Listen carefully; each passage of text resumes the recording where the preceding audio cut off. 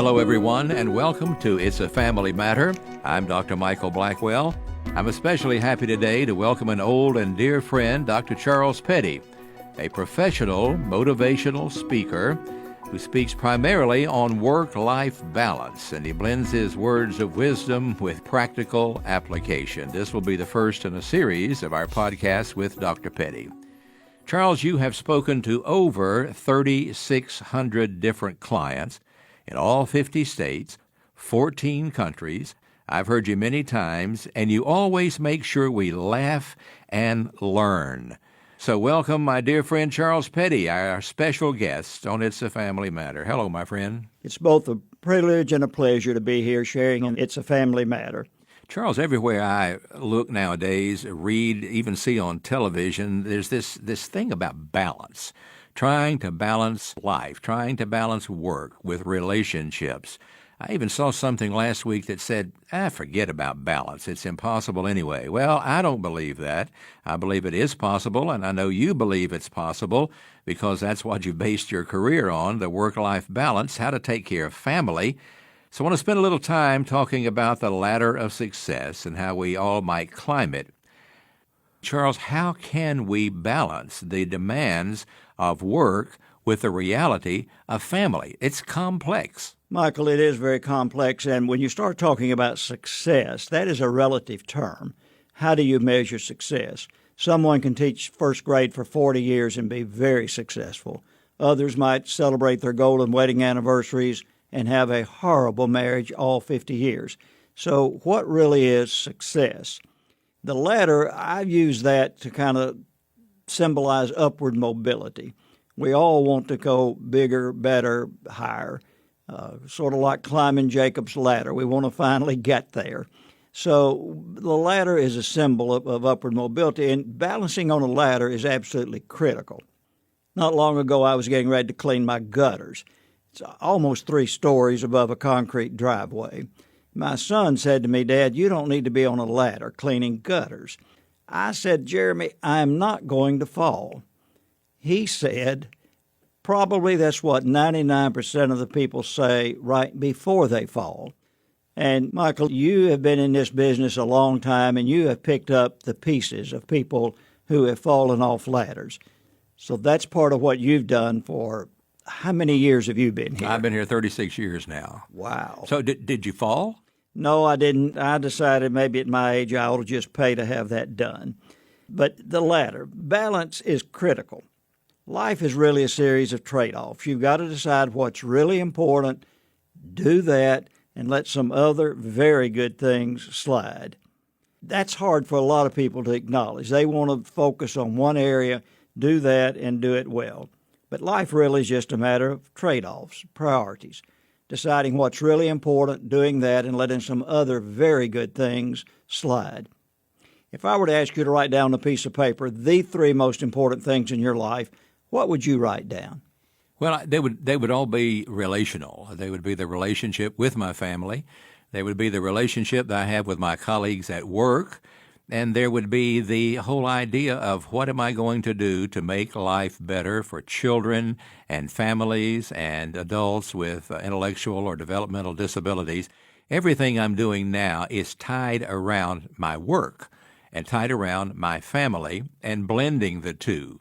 So I think one of the reasons, Charles, that I've been able to be here so long is that I have taken your advice and going up that ladder of success and taken my family with me. That includes my 2 children, both adults, and now, very happily, my 2 grandchildren, because they are taking an interest in what Boppy is doing. Well, and I think you have done that quite well. Those of us who've watched your career, we have watched you do both of those quite well.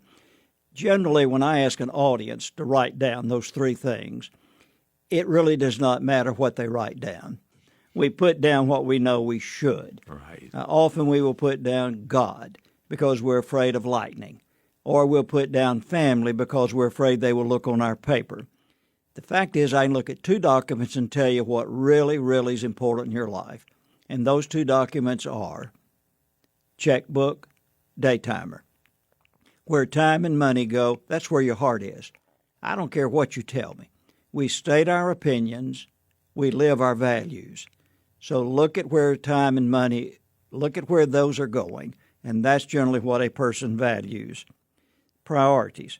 Now, the bad news is there are some jobs, careers, that will destroy your family, pure and simple.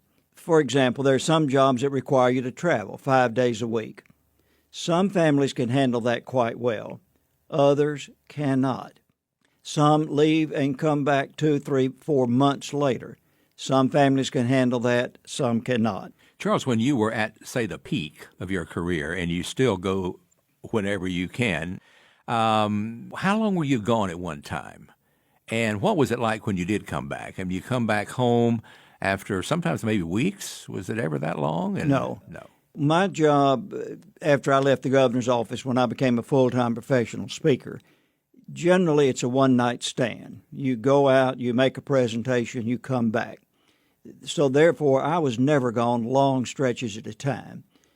That would have not worked well when my children were at home. Actually, one thing that happened after my children, well, even when my children were young, they traveled with me a lot. We spent a lot of time in the car traveling, and that can be good family time. Also, after they were grown, my wife goes with me a lot. She would look at my calendar, pick out the nice places, and say, I'd like to go on that trip with you. And so she and I spent a lot of time traveling together. Therefore, we were not separated a great deal of the time. You really have to assess the needs of your family, what they're comfortable with, what do they need. Every family is different and unique, but some jobs will destroy your family. It is just that simple. You got any examples of that? Well, people who have to travel all the time. If your family does not deal well with your absence, you're going to be in trouble. Or pressure. There's incredible pressure in some jobs, and you just come home and tense, you're angry, you're frustrated, you're anxious, and you just lash out at your family. Other times you have to work late all the time. You come in, you leave home before they get up, you come home after they've gone to bed. That ultimately will take its toll on a family. How does it take a toll? Well, the absentee, we're all trying to be family, but you cannot be family in absentia. And so if you're never there, how on earth are you going to maintain and strengthen your family? You just can't do it. And so therefore, some jobs that require that kind of absenteeism or pressure, it really is going to take its toll. Again, you have to define the needs of your family. Every family is different, and it changes. When you have young children at home, then obviously that's different than when you have no children at home, or when you have aging parents that you're having to take care of, or if you have a special needs child. So the balancing act gets to be very difficult, but it really comes down, you've got to make choices. I like to work. I enjoy work. If I don't have something to do, I make something to do. There was a time I just lied to my family. I would go out the door and say, I'm doing this for you. Truth is, I work for me. I need a fix. But here's what I discovered in that balancing.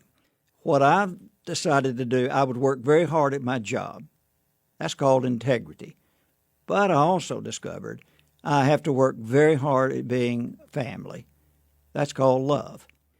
I discovered it's sometimes harder to work at family than it is your job. It's hard showing up at things you really have not a lot of interest in, but you show up. It's hard work being a husband. It's hard work being a wife. Big part of the thing is just showing up, I guess. It's what it sounds like.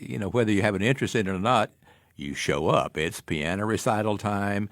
It's court of honor time. It's whatever your child may be doing in a play or whatever, and you better be there. Well, one of the dilemmas you get into is that obviously balance is impossible if it's perpendicular. That's kind of a mistake. We say, well, balance, you give an equal amount of time to your family and job, career. You really can't do that. There are times that one demands a lot more than the other. For example, there are a lot of professions, careers like CPAs. Tax time is very stressful for them. They don't have a choice. They really have to work long and hard and just do the job that has to be done at that time. So consequently, they're going to be out of balance at that point. What you have to decide is how much out of balance is too much. Very successful people, career-wise, are generally out of balance. That's okay, but you can't get too far out of balance. In Italy, there's a very famous city called Pisa. And what made that city famous? The Leaning Tower. The Leaning Tower. It was built wrong to start with, and it started leaning almost immediately. So people flocked there by the thousands to see this tower. If it got really out of balance, what would happen? Well, it'd go down, and the tourist industry would suffer, and nobody would go back anymore, and there you go. That would be basically the end of that city's notoriety, and the same thing true with family. If you get too much out of balance, you're going to crash and burn, and families will pay that price.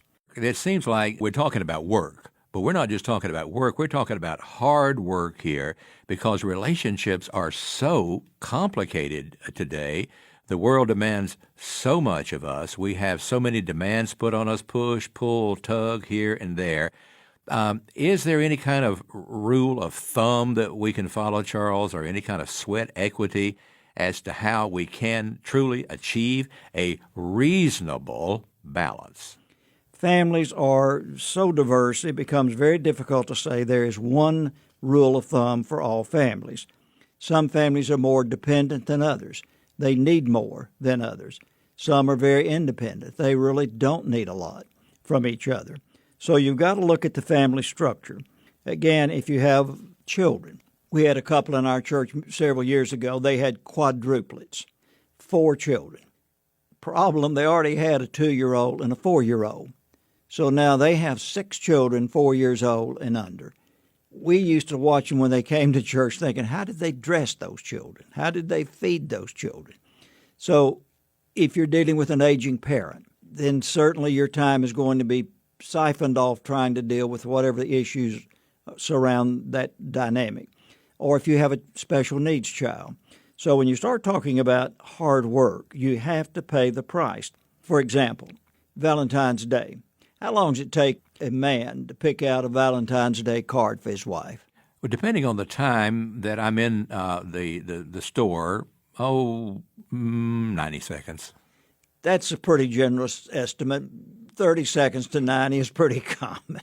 In fact, some men are so cheap, they take their wives down to the store and let them read the card they would have bought had they bought a card. How long does it take a woman to pick out a card? I would say considerably longer than that. I know it does in my house. It can be up to 2 hours. There's quite a difference. So women look at the card, they want it to be exactly perfect for the occasion.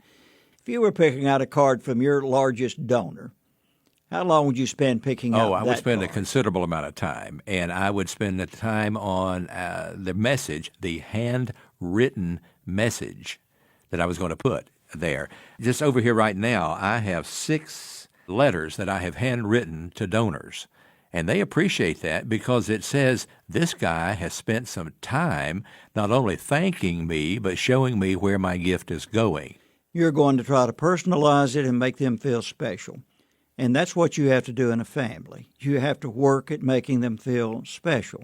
So therefore, you try to work very hard at making everything the way it ought to be. Michael, the other thing, you have to not only work hard, you have to work smart. How many times have you done something that just did not click? You bought a present and it really didn't make any difference. You've got to work smart. Knowledge is power. Those who have the knowledge have the power. The more you know, the more you're able to make right decisions. Why do we say to a teenager they ought to get a good education? So they can get a good job. What is the last thing on earth a 16-year-old wants?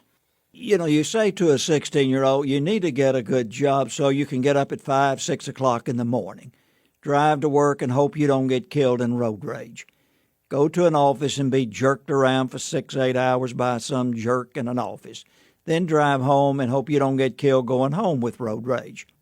Does that sound good to you? No, not to me. No. See, you don't say that to a teenager. You need to get a good job. You say, son, what kind of car do you want to drive? An education will get that for you. What kind of clothes do you want to wear? Education will get that for you.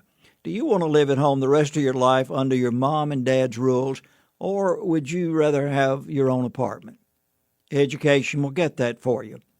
Now, you and I know the job ultimately is what provides that.